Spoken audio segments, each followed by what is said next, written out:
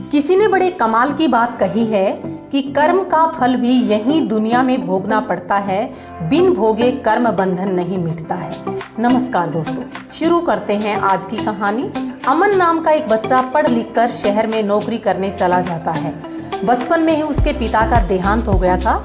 उसकी माँ ने मजदूरी करके अपने बेटे को इस मुकाम तक पहुंचाया। कुछ सालों बाद अमन एक ऊंचे पद पर आसीन हो जाता है। अब उसके पास कोठी, बंगला, गाड़ी जैसी सभी सुख सुविधाएं थी।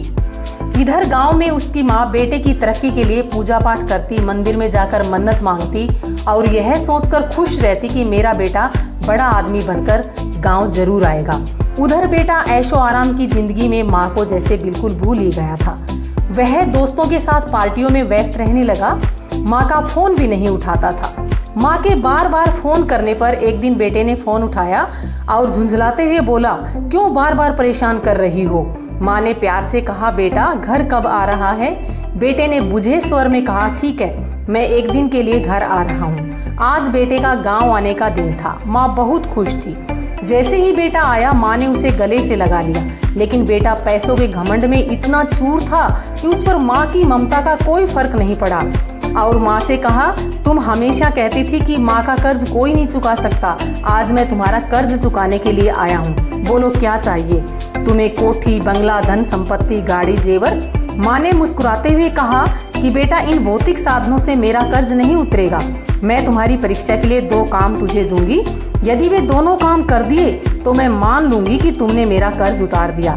बेटे ने कहा, जल्दी बताओ वे कौन से काम हैं जो मुझे करने हैं? माँ ने कहा, बेटा एक रात तुझे मेरे कमरे में सोना होगा। अमन माँ के कमरे में सो जाता है। जैसे ही उसे नींद आने लगी, माँ ने कहा, बेटा एक गिलास पानी ला दे। बेटा खड़ा हुआ और पानी देकर फिर बिस्तर पर लेट गया। माँ ने कुछ पानी पिया और कुछ पानी बेटे के बिस्तर पर उड़ेल दिया। माँ, ये क्या किया? मेरा बिस्तर गीला कर दिया। माँ ने प्यार से कहा, कोई बात नहीं बेटा, गलती हो गई, कुछ देर में सूख जाएगा।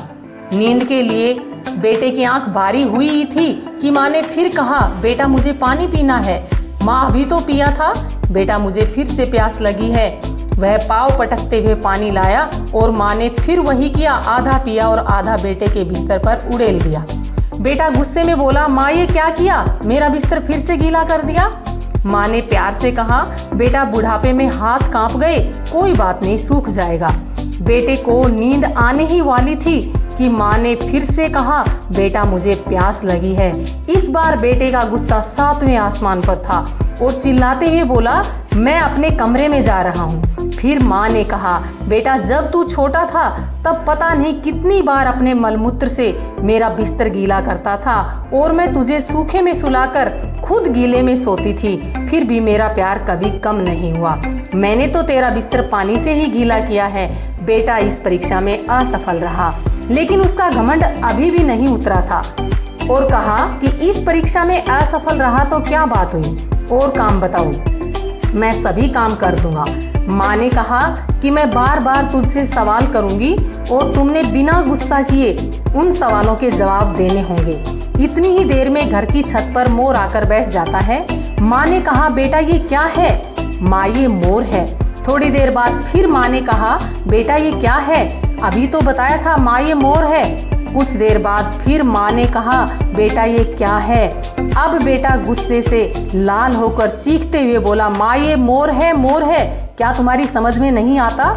माँ चुपचाप उठ करके अंदर गई और अपनी डायरी लेकर आई और कहा, बेटा इसे पढ़। उसमें लिखा था कि जब मेरा बेटा 2 साल का था तब एक मोर हमारी छत पर आकर बैठ गया। मेरे बेटे ने मुझसे 20 बार पूछा कि माँ ये क्या है? मैंने 20 बार प्यार से उसके सिर पर हाथ रखते हुए जवाब दिया, बेटा ये मोर है। मुझे बिल्कुल बुरा नहीं लगा। बेटा मैंने तो सिर्फ 3 बार ही प्रश्न किया है, तू इस पर ही चीखने लगा। बेटा दूसरी परीक्षा में भी असफल हो चुका था और अब उसका घमंड चूर चूर हो गया था। वह लगातार रोए जा रहा था। माँ ने कहा, बेटा ये तुम्हारे कोठी, बंगला, जेवर, गाड़ी, धन संपत्ति माँ की ममता के सामने कुछ नहीं है। हमारे वेदों पुराणों में भी माँ का स्थान भगवान से भी ऊंचा बताया गया है।